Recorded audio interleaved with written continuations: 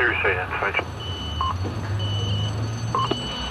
That's right, one more side, switch out.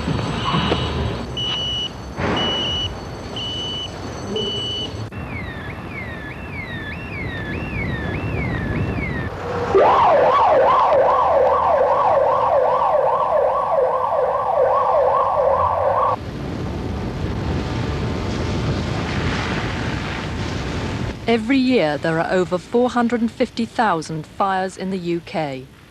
More than 1 in 8 happen in London.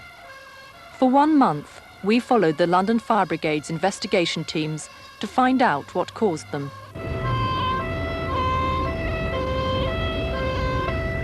The job of the fire investigator, like all firemen, is to save life. Whereas the fireman would do it on a practical scale by going in and actually stopping the fire or getting the people out before the fire reaches them. We would go in afterwards to investigate a fire, find out what caused it, and hopefully prevent that same cause causing any more fires. The London Fire Brigade has 40 specially trained fire investigators, divided into 4 separate watches and giving the capital 24-hour cover. We will be called automatically to 4-pump fires and above, to fires in buildings of special interest, all fatals, where a fatal or a serious injury to a brigade member or a member of the public has occurred. After that, we would be called out at the request of the officer in charge if he's unsure. It's 9 p.m. and Red Watch are on duty. Steve Newman and Pete Banks have been called to a DIY warehouse in New Malden. There's no members of the public in the place. It's only them. What time was this, roughly? Again, it's on tape. I should have written it down, but I haven't got my clipboard out here.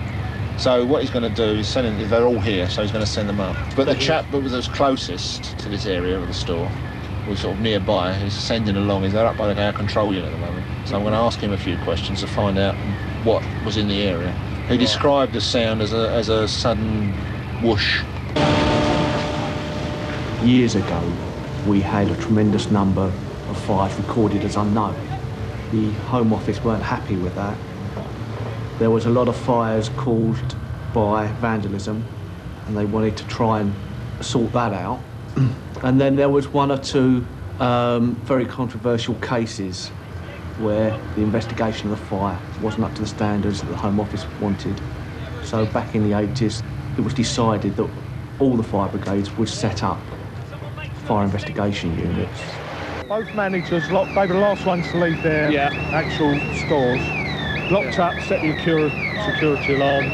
Yeah. Didn't see anything unusual on the way out. Both drove home. They both sort of more or less just been home. Right. Try and get that bit over there in the corner.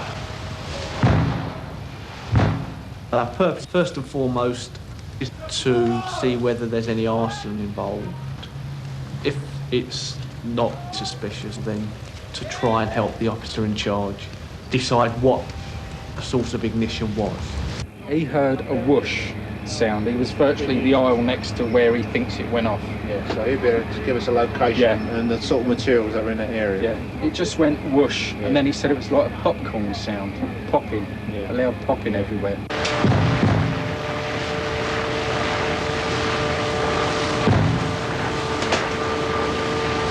You was down in the main body of the fire started here in the paints. There was about 3 hours down in the electricals. Right, so as far as you know, it started in the paints and you was a bit further away. Yeah. Did you actually see anything start or smell anything unusual before it suddenly started? All I heard was Nigel screamed at me, said, "David, look, there's a fire." Yeah. I went down to see it in the paints and I just got out. People think that fire destroys everything, that all the evidence will be destroyed and no one will be able to prove it. A lot of evidence will be destroyed, but there's normally enough to give us some good idea of what's happened. We found out from the store manager and the security manager that the store was covered by closed-circuit TV. The VCR recorder and the camera equipment is up in the manager's office on the 1st floor, and we found out there's chemicals involved inside now, so we can't have general access to it. So we've committed a BA crew in to try and find the manager's office and get hold of the VCR tape. If that's successful, then the information that could give us could prove invaluable in trying to sort out exactly what happened. There's debris falling down. The roof's partially collapsed. you're up to, well, a good many inches of water. As I say, I've just filled my boot up with water, getting in there. Tins floating around, debris floating around, you're feeling your way through. And of course dark in there, still a lot of smoke, so it's still a bit hazardous in there.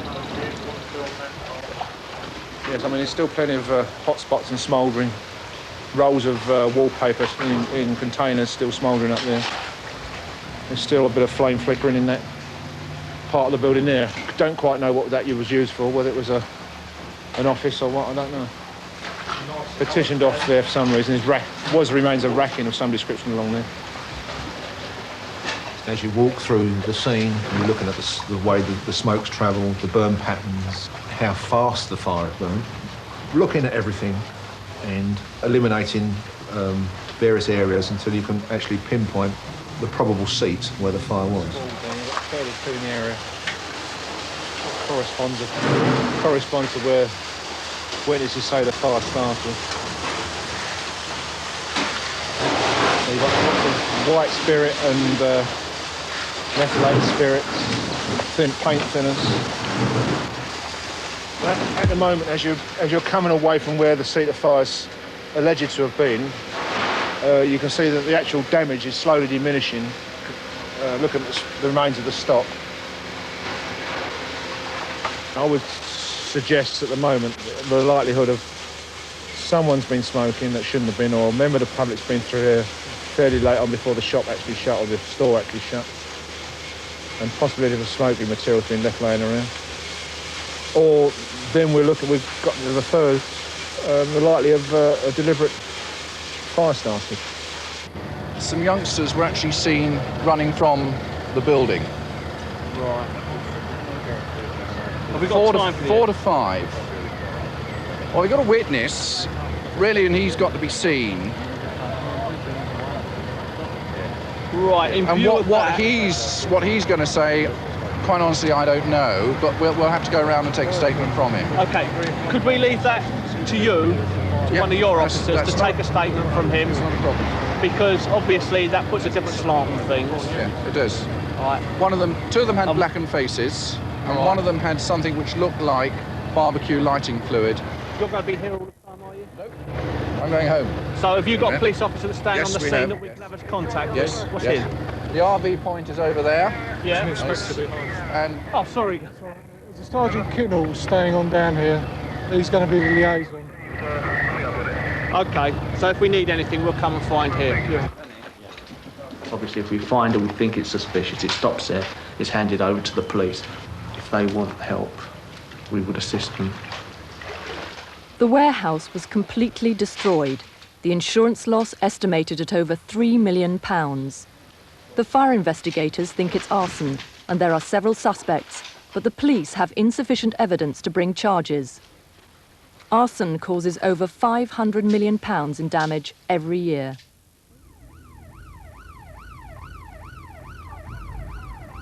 Eight o'clock in the evening and a fire is reported at Moorfields Eye Hospital.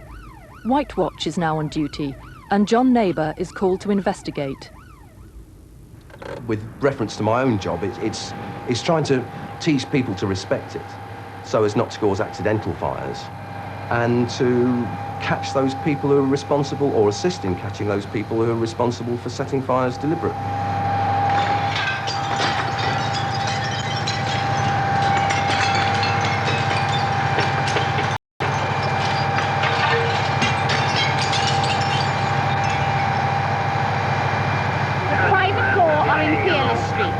Right, that's the other side of the building, is it? Because this is normally our accumulation point, you see. Which is, perhaps you want to review that, I think. Well, yeah, depends where the fire is, isn't it, really? Well, I suppose so, yeah. Perhaps it's chock-a-block with fire engines. And so everyone is accounted for where outside in various places, are they? Yeah. Yeah.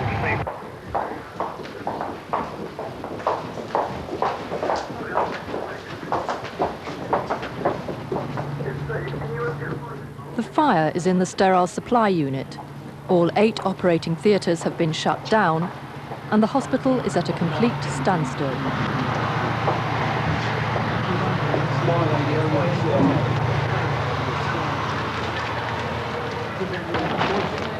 I only came down here I think I walked into this department twice before I came to close up the doors. And obviously, I'm not looking what's everywhere around. I mean, if I could stir through the debris a bit, I might be able to say, yes, that's such and such, but... Well, we've come across bits of fabric and bits of fiberglass and... Fiberglass, yeah, well, that looks like from there, doesn't it? Got some yeah, bits of blue that's those blue and trays, yeah. There's also, we have... I can't, it's the light's Sorry. not... light colour fabric. That's either a nurse's dress, it looks like a nurse's dress, yeah. It's the same as... Oh, it could be a chest towel, I'm trying to... Chest towels to hold it. Yeah, I'm trying to look at the pleats. That is that a fold, but... No, I wasn't expecting to see this. Well, I didn't get, I mean, I saw smoke, I thought perhaps it was the oven. I mean, Yeah, I wasn't desperately frightened. I just shut the door. I didn't realise I said, it was concentrated. what I thought, I heard a noise. Barbara Holland was round in the fridge round there, cleaning out the fridge. So I said, oh, I'm just going to go right round the back, then I'm going to close up and turn the lights off. And I said, oh God, we've got a leak. Because I could hear a funny noise. Obviously it was the fire. The crackling. I thought it was water running down. So I said, oh God, we've got a leak. So I opened the door, only about this much. I saw it black, because I knew it shouldn't be black. I took the smoky like that, I said, let's go, run. So what really the most likely cause we come down to is that an intruder has been in here and has applied a match to the materials down there. We had plastic materials, we had used gowns, chair covers, bits and pieces that were waiting to go back down to be re-sterilised and packed. So there was no shortage of flammable materials, but no legitimate source of ignition. So we're left with the most likely cause being that somebody has come in and has applied a flame. Throughout the UK, there are more than 500 deliberate fires in hospitals every year.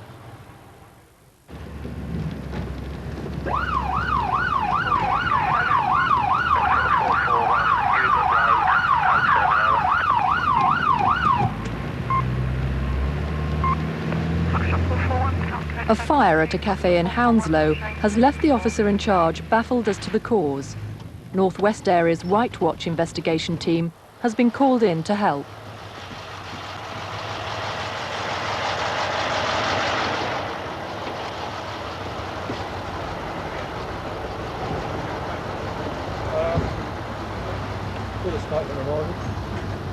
Checked around the back, nothing we could break into, took the in front door.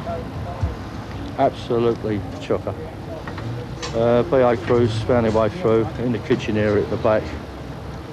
This stuff down here is what we've upped out. There's a lot of plastics in that where they do the buffet, pre-packed stuff and all the rest of it. All right. Right, I'll show you in here. Lead on, Macduff. Do we know when the place was last occupied? Well, the police reckon it would have been shut around about the sort of 5 o'clock mark. This area. Loaded up the truck with all these plastic cartons which have all done a bit of melting across knows what. Fire is very destructive, but there is normally always something left to give you some indication of what had probably caused it. People tend to perhaps think to use fire to hide up murders, crimes, whatever.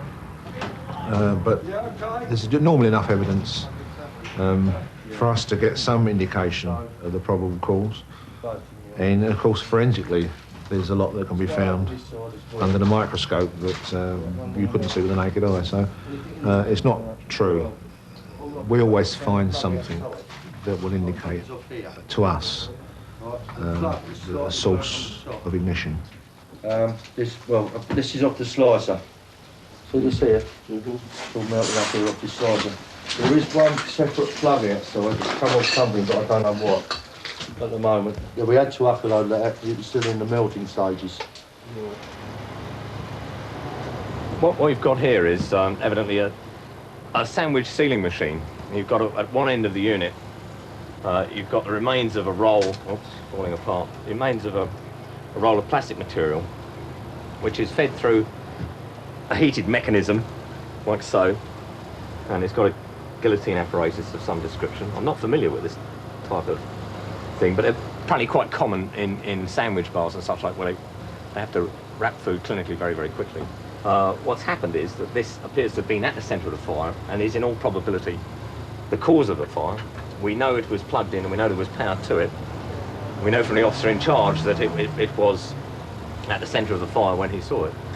Basically, if you look at this socket, right, you'll see that there's smoke staining all around here, but these are pretty clean, which means that it's been protected by a plug. Not particularly that plug, although we'll check it out. But once that fits on there, so that gives us an indication of what's plugged in. And further down there, you can see another socket that's been damaged as well. Right, Mick? Go on. The hot plate is plugged into here. That one. Yep. All right? Right. She pulled both of the plugs out of there.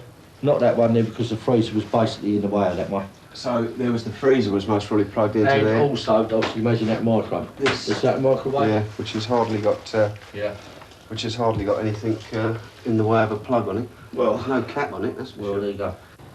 What we're concerned about here is this may well be a type of apparatus or equipment that's common to maybe thousands of cafes throughout the London area or Europe, the world, where there may be an inherent design fault. Or it may have been modified, you know, but I would expect this to have some sort of cutout and thermostatic control which would prevent this sort of thing happening. It seems to have been, in all probability, at first glance, some fault with the apparatus itself.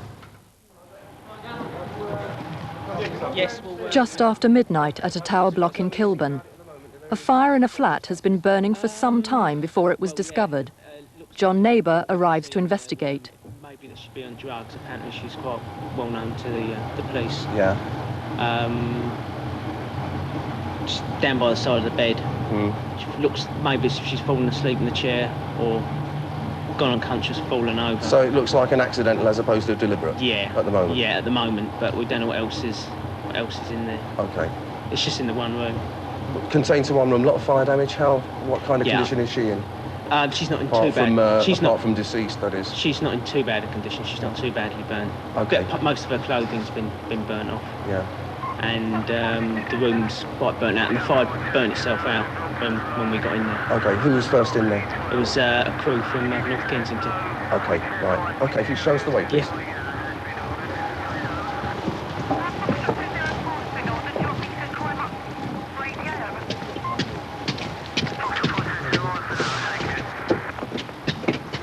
I'll take you in and give you a brief on what we believe. Okay. Forensic scientists from the Metropolitan Police Fire Investigation Unit are also called to attend fires involving deaths, to discover how the victim died and investigate any suspicious circumstances. Together with the fire brigade, they may be asked to give evidence to the coroner's court. The victim was found to the side of the bed in a curled up position with her head more or less inside the bedside cabinet. She was lightly burnt, so we've in fact removed the victim's body out of another room, so I can now go ahead and look at the area surrounding what appears to be the most damage in the bedroom, which is between the armchair and the bed, together with the wardrobe. I would say that all fatalities move us in different ways, but you've got to learn to cope with them. The first one, or the first two, or the first three, tend to be rather traumatic, but the more you go to, then the easier it becomes. You don't actually become hardened, but I think you can deal with the after effects more easily. Would it be possible to come in and see you later on if you're around? Later on? Well, I say in about half an hour, because I'm... Yeah, I don't know still here standing watching you. Okay. Look. I said none of this business.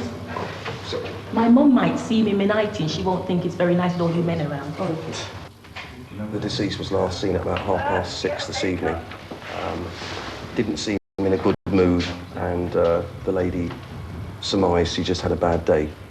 But it obviously got a little bit worse, but she was last seen alive at 18:30. Perhaps by somebody else, but this lady saw her then. Now, she evidently has a live-in boyfriend who works nights, and his place of work is unknown. With reference to the details here, there's one fairly young female who's been fairly badly burned. The source of ignition at the moment is unknown, but the reason for the fire's development is the combustion of polyurethane foam furniture, which has caused some severe fire damage both to the contents of the room and to the deceased. There is some evidence of drug taking in the form of a Ventolin inhaler with some aluminium foil made into a pipe dish in which are ashes consistent with crack. She was a working girl. She was also known to the police as being a drug dealer. The cause of death, according to the pathologist, was a cocktail of drugs. There was no soot in the airways of the deceased, indicating that she had in fact stopped breathing before the fire had started to develop. My own personal view was that she had knocked over a candle during the course of her falling into the position in which she was found.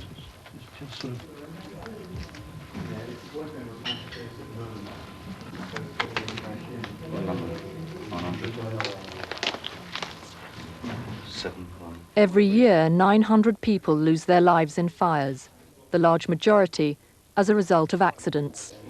Could you just take a couple of the main room as well? Yeah.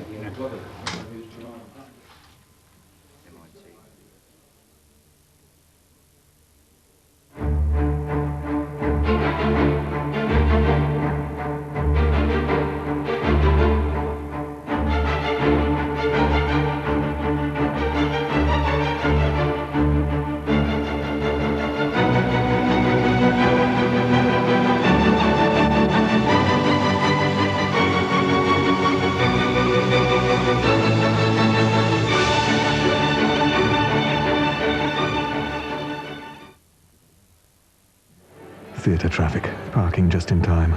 First night, could be the last.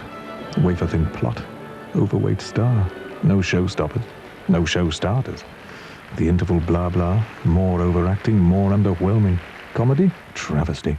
Unoriginal ending, curtain. Sitting ovation.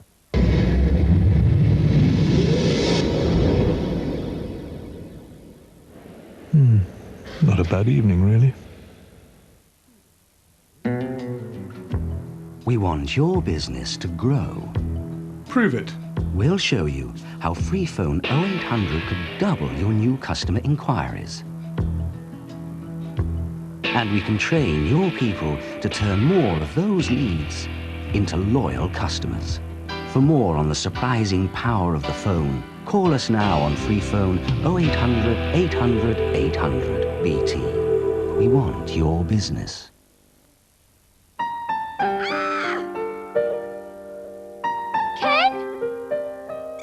Every day, thousands of savers receive a cheque from Legal & General.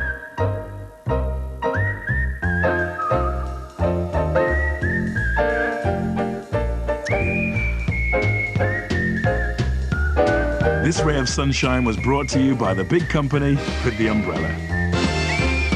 Legal & General. Trust us to deliver. You're about to see how driving your family in the wet is changing for the better.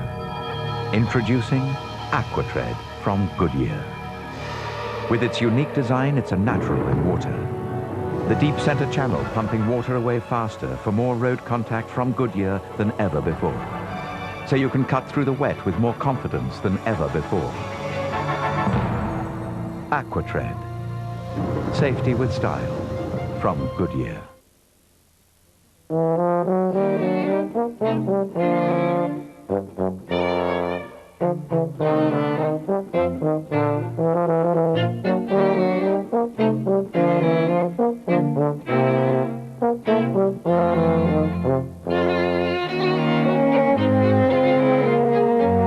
New Theakston Draft Best Bitter in a can with the special tap stream system. It's a lot easier to take home for everyone.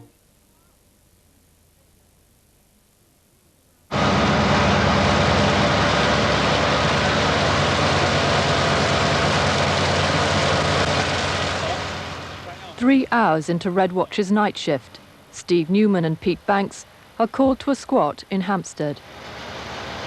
Houses are just property. That's all they are. House burns down, it doesn't matter. I did 6 years in fire safety, and my concern then was to protect life. What happened to the house or the building, I didn't care about. It could burn down, it can be rebuilt. But you can't bring life back. Rest!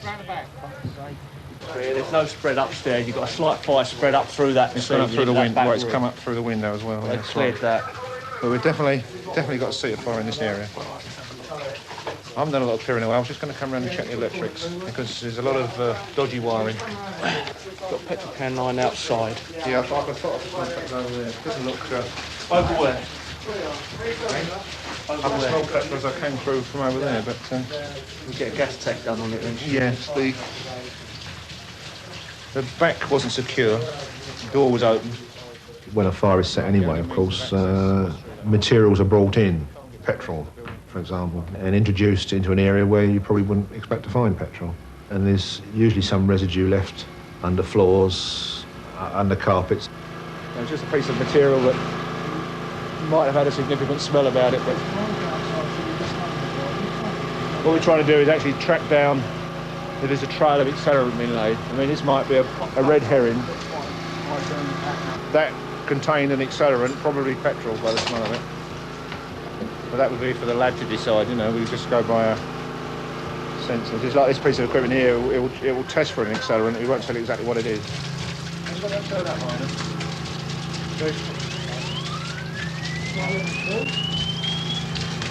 Yes, that's certainly... Off the range, both levels. That's certainly accelerant, yeah. Sometimes you know that it's an arson. Sometimes you can even turn around and say, I know that bloke did it. We know he did. We can't prove it. But there again, you just pass it over to the police and you get on with the next one. If you keep dwelling on all those, you'll drive yourself nuts. A bit further over. I came back in because I saw a PC come down the sideway, so I was going to confer with Steve and possibly pass it over to the police. Excuse me. All this smoke gets down your throat. If we get a boarding up service then, if there's no, and we can seal it up and they can put a padlock on it and we'll take the padlock back to the neck. Yeah, we'll do it we're that looking way. here as well. This might be another source, another seat of fire, but we're taking the floorboards up to see whether it's maybe spread along the joist from where it's gone through the ceiling in the other room. Can you get hold of the night duty CID and tell them that the LFB say that this fire is at present being treated as suspicious of it?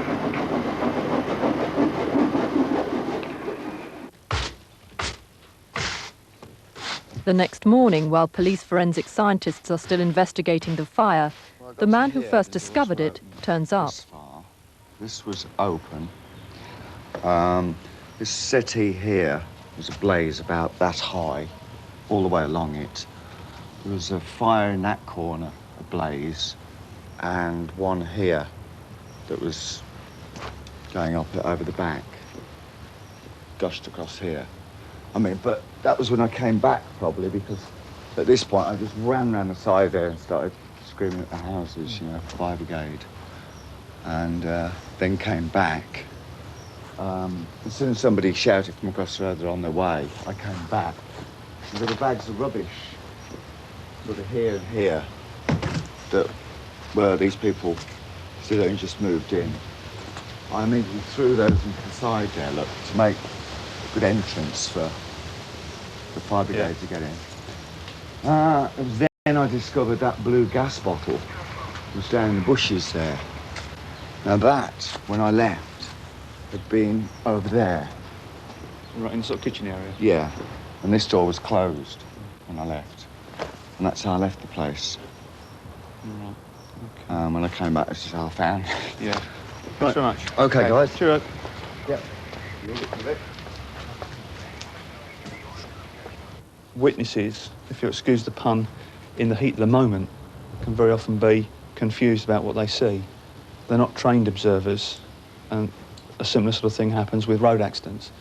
People see something very fleetingly, run off to get the fire brigade in this instance, and not really recall exactly what they saw. It may well be that he's mistaken. But certainly there seems to be, I would say, a burning pattern here, which is consistent with a flammable liquid burning from floor level, which is not a surprise when you consider that we've got a container of liquid elsewhere in the premises. And even without the petrol container, I would say that in the half an hour he's been gone, you're going to have a fairly good fire going to cause this sort of damage. It's not consistent with a smouldering fire, obviously. No. And his observation that there were 3 areas burning, together with the petrol, obviously suggests that it was deliberate. Despite confirming that it was arson, the police have no suspects. Of the 26,000 cases of arson recorded every year, less than 1 in 10 will result in a successful prosecution.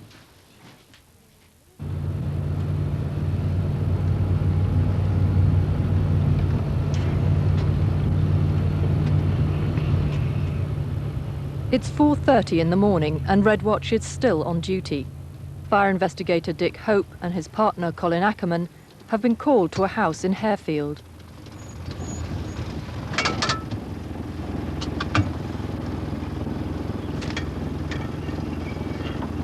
Morning. There's another one behind and another one behind there. Pulled you out. It's in the bathroom. Yeah. And it's basically the acrylic bath. What's caused it, I've no idea, Dick. I really don't know. I would think. Yeah. Yes. It's just a fact of life, unfortunately, that accidents occur and they lead inevitably to fires.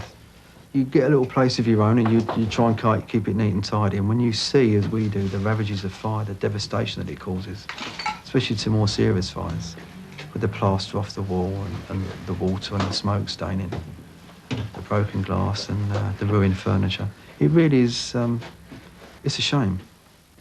Just prior to going to bed, did either of you use the toilet? Yeah, I had a bath about perhaps 12:30. 12:30? Yeah. Then after that, we went to now bed. You're both smokers, aren't you? Yeah, yeah. Did you have a cigarette whilst you were in Not there? in the bathroom, no. No. Trying to restrict it to the front room. Yeah. Well, it is a peculiar fire. Yeah. To say the least. When you got out the window and came round, the house was totally secure. That's right. Yeah. That's So right. The keys were downstairs. Yeah, there's no chance anybody had sort of been in the house whilst you were in. No. I must admit, at first it sounded like someone was breaking in, but that's just all the mirrors tiles, smashing. It's the sounds. Yeah, no, all the windows were shut and everything. There's no fire damage underneath the bath. It hasn't started underneath the bath and come through. The bottom of the bath is untouched. The flooring is untouched. The fire, that end is far more severely damaged than that. This end is the original culprit. Have you had any problems with the electrics? No. Since you've been, I haven't looked, but I would think the age of the property, you've got sort of the little circuit breakers and anything blowing out. That's sort of trip switch, yeah, that's right. Yeah, nothing like that. No. Yeah. When we got up, we put the light on, but, obviously no power. Yeah, because it had already blown out the trip switch. Right, well, they're just going to move the glass mirror that's on the floor away so I can kneel down and have a look at the thing. Yeah. Have you got any matches? Right, I'm going to try a little bit of experiment.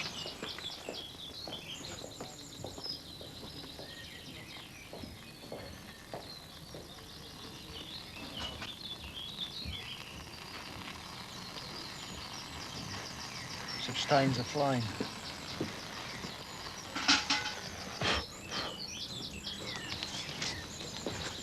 Amazing, isn't it? Things you don't. That's the bath. Yeah. Just one match. No. Now all you've got to do is now actually locate back to what could cause that sort of burn. Do you have a smoke alarm in the house? We have one. It's in the garage. So, yeah. You're lucky, Very lucky, I think. I don't know what we would have done if it was further than one floor, But, yeah, very lucky, I think. The smoke was already too thick for you to get out. Oh yeah, we couldn't open the door because it was actually in the room. It was quite thick. It got quite hot as well. Yeah, very hot. Yeah, and we couldn't see anything, so we just opened the window and both just were about to jump out. So, yeah, quite frightening, really. It's just a fact of life. People hate to admit, you know, they've done something, or I think possibly by, you know, not stating that they've been smoking in the bathroom and caused an accidental fire, that the insurance might not pay up. But of course that's just not it. It's still an accidental fire, whether you cause by a cigarette or dropping a pot of something that's going to cause a fire. You know, it's just an accident. At the end of the day, truth will out, but it does appear to be at this stage that it's going to be an accidental fire, probably caused by a cigarette. But This is the bedroom we were in, which is adjacent to the bathroom. Yeah, we both come out, well, just jumped down here, really. And of course the keys were downstairs, so we had to smash the front window to actually, so the firemen could get in. Yeah.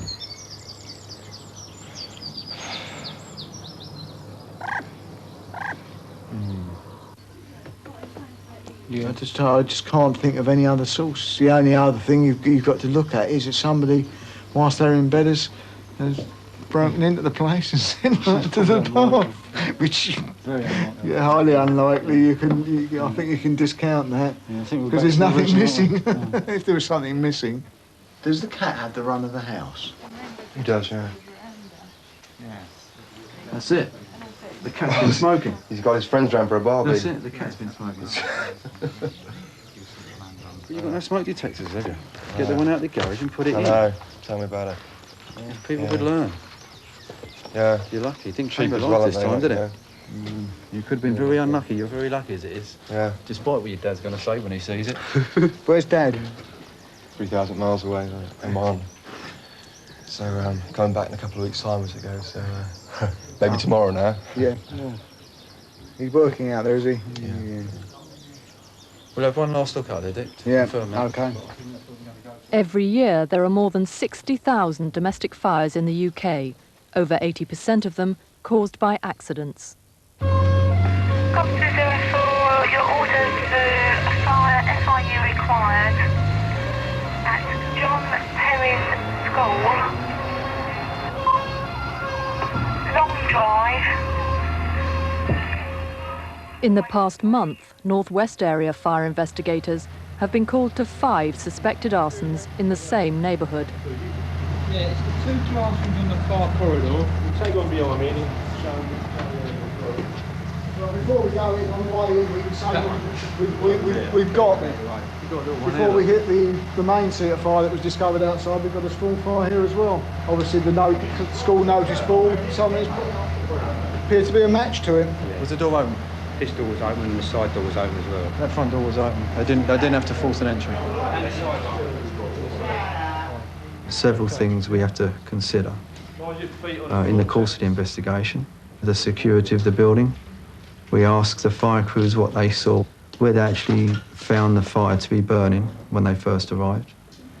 That's the first scene of fire that we encountered when we pulled up. So that's the one we've seen from outside. Yeah. I suppose the biggest arson motive is pure vandalism. Another one is a financial gain, fraud. You've got revenge. People will often set fire to another person's premises to get back at them in one way or another. You've got the people that have got a mental disability or something like that. They love to watch fires. They love to see the fire engines come. So that they will set fire to buildings just so they can get the thrill out of seeing the fire engines.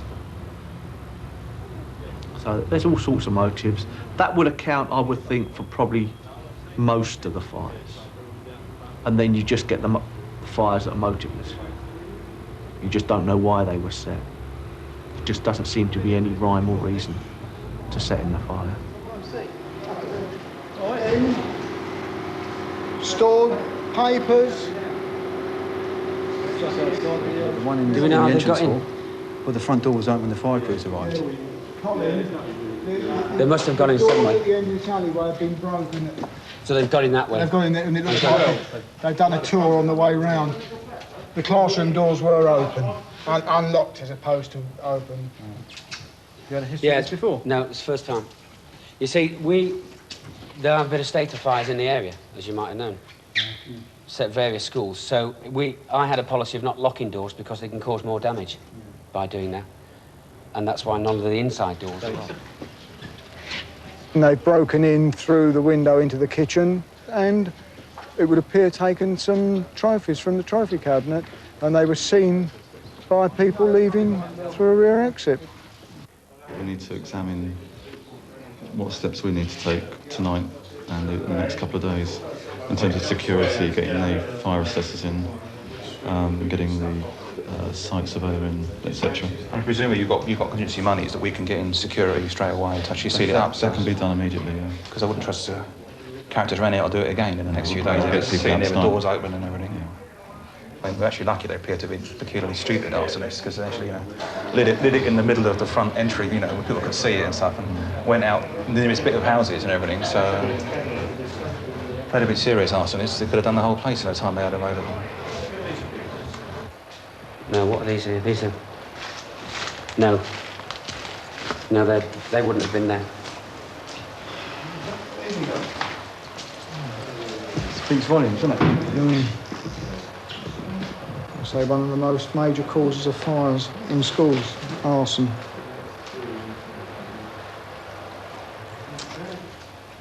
Every year, as many as 1 in 8 schools will be hit by arson.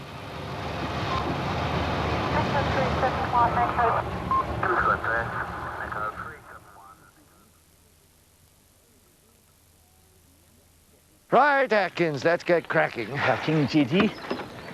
Hello, Mrs. D. Hello. You Astra Ethos, I see. All part of JD's economy drive. What with a thingy? E-Drive, the Astra's most economical petrol engine. Saves me a fortune.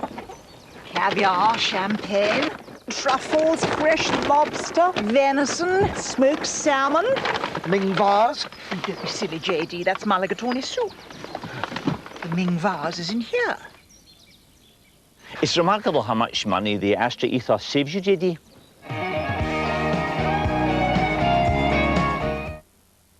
New Lurpak cheese spread.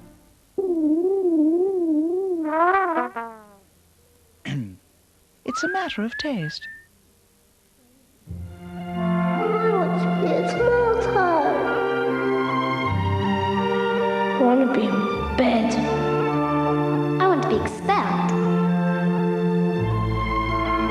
I want to be in Europe. I want to be home an hour ago. I want to be a tree. I want to be served. I want to be American. I want to be loved. I want to be in conglomerates.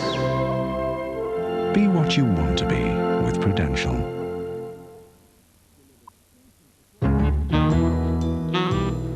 IBM's latest personal computer range delivers daunting performance, dazzling quality from only £849 for a complete 486 colour system. Get smart. Get an IBM PC.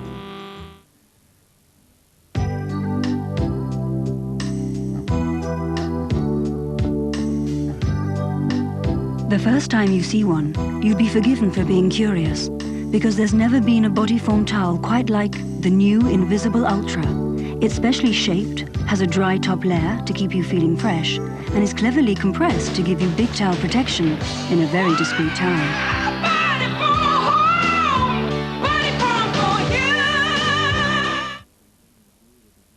I've been thinking, Jack.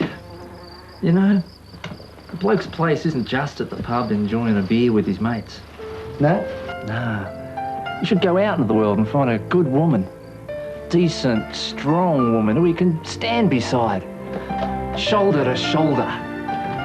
Tilling the land. Sharing the trials and tribulations that life throws at them as two equal human beings, regardless of pubs and other distractions.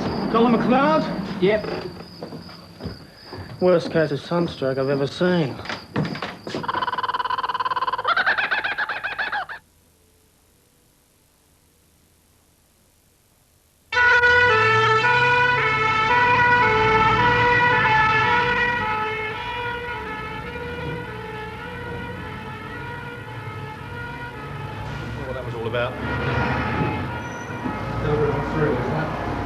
Oh yes, yeah. Yes, the old hairs on the back of the neck go up, and you get the old tingle. And now sitting there, not knowing what they've turned out on, you think to yourself, oh, shall I go down and have a look? Could it be something that we might be required to attend? But it's just a case of waiting now.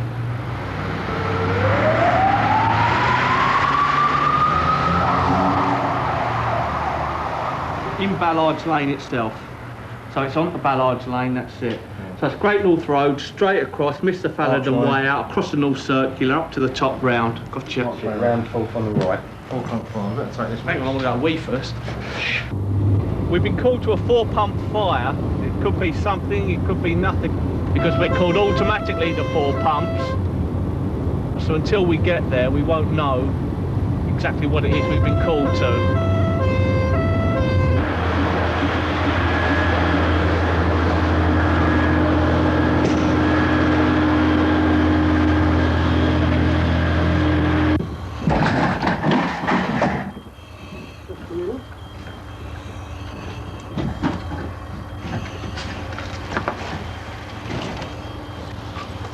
I think we better make our way out the corridor past this and get out of this.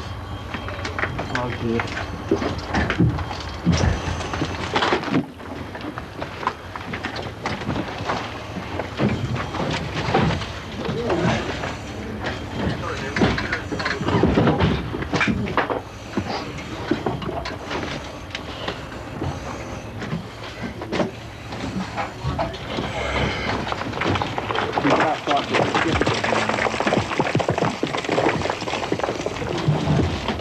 Can you let past those, please?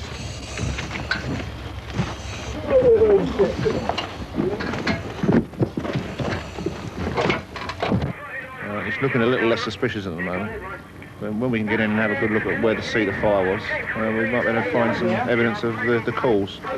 Possibly, well, who's to know?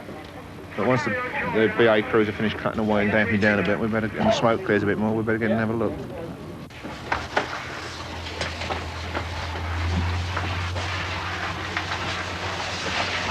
This is what appears to be the room of origin. Doors burnt completely away, so you can see, and then the fire appears to be spread out into the corridor. And then down the corridors. As they've gone, they forced the doors open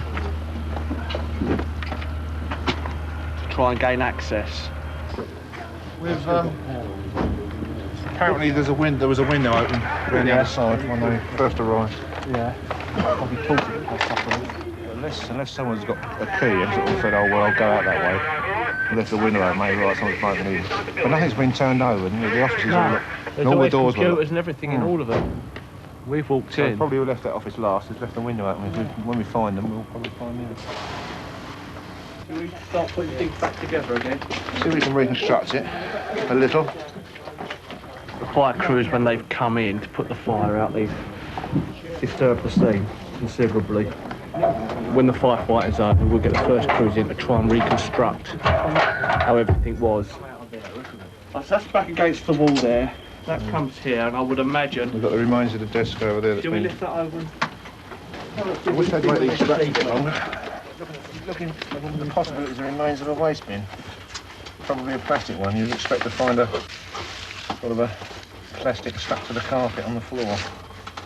We know the occupant of the office, or we've been told that he's a smoker, so we've got a likely source of ignition. There's no other thing that seems to be likely. It looks as if it started sort of fairly low down under the desk. The probability is accidental. We've established that the 3 offices, the one involved and the 2 either side, belong to a holiday firm. We're just trying to track down or find an address or a phone number where we can contact the actual occupant of this office. The front of something. The address is... That appears to be a box of discs. You're right, sir. Seems to be a bit shaken. I don't know whether you've taken a little bit of too much smoke. You know, it does sometimes hit you afterwards. It was a bit acrid in there. My only worry is my lungs are all right. Well, I think about that all the time. They're all right. Well, mine feel all right, yes. No, if you're not used to it, it can really bite the back of your throat and... You don't think it's serious? No.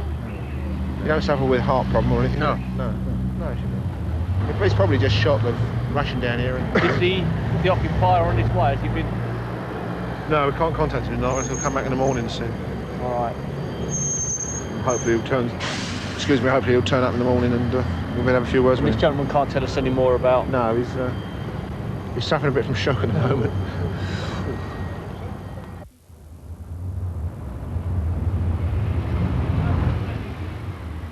The next morning, Pete and Steve returned to the office fire in Finchley, hoping to find the owner. Do we have to clear up or clean up or Well, what? the procedure at the moment is that it's still under investigation. We're waiting to see the gentleman whose office the fire started in. But at the moment, you've got no phones on, you've got no power on. If you want to start clearing up your own offices, You can. by all means do so. But you can see what the state of the corridor's like. Right. Oh, right, I'm just saying I'm here normally every night, you know, till about 10ish. But unfortunately, I've had a baby boy, which I'm delighted about, born on Tuesday, and I haven't been here the last 2 nights. I've just returned to the office. He's here till 10, 10:30? I'm normally here till 10, 10:30, but I haven't been in the office for 2 days. It started at 5 to 10 last night, Carl. Yeah, that's unbelievable. Yeah, I know, I'm delighted about my baby boy. That I must put into priority, if I may, you know. And at least my office is in fairly good order, I'm pleased to say. Yeah. And business still can carry on. Indeed, indeed. With the lines on. Anyway, gentlemen, that's it, really, isn't it? Yeah. What do we do, Carl? What are we going to do? Yeah, go on. What are we going to do? I don't know, the phone's is in. No one's proportioning any blame to anybody. We're just trying to find out what started the fire. So, thank you, yeah. Oh, we'll have to wait until he turns up. Is he normally in about 9ish? Oh, right. What time is it then? Right, well, that was quite interesting. He appears that he went home sort of normal time, 6 o'clock time. It's just been confirmed that there was a bin under the desk, which stems from where I relate the seat of fire was. Whether the cleaners had been in there at that particular office and cleaned, I don't know. Well, he said the building was very quiet and he suspected that the cleaners had already gone. Yeah, it was the lull before the storm. Right. So at least we've got that down, 24. Yes. It's just one of... We've definitely got to wait for this. I don't know where he is. I would have thought we'd have been here by now. You're a hard man to run down. Oh, man,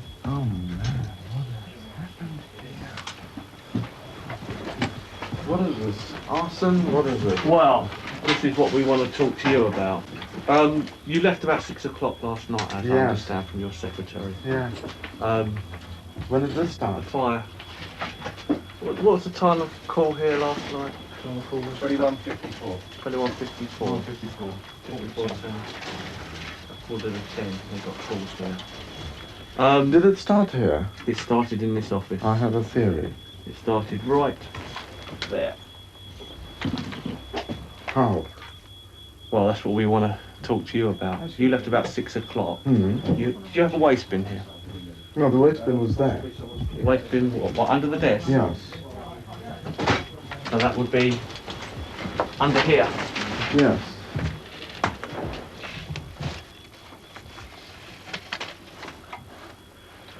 Oh, man. What's happening here? Over there. What was under there? Oh, no. You smoke? Yes, I do, but it won't take 3 hours for the cigarette thing to...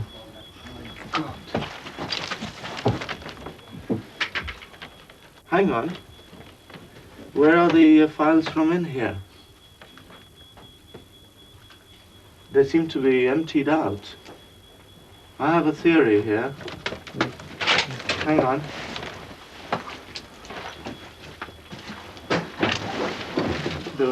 That's the invoice file. Empty. Empty. Empty. As if... Empty. Why? Have you done any, is there any fingerprinting done? Yes. We haven't brought the police in on it yet. Oh, you should. What? Well, we don't know because it's... Well, I would. You're reporting items as missing? Yes, I would. Definitely. Yeah. God, they should have been here for fingerprinting and what have you a long time ago. Addresses, telephone numbers. Hold on. Luckily I had banked all the checks yesterday, otherwise that would have gone too.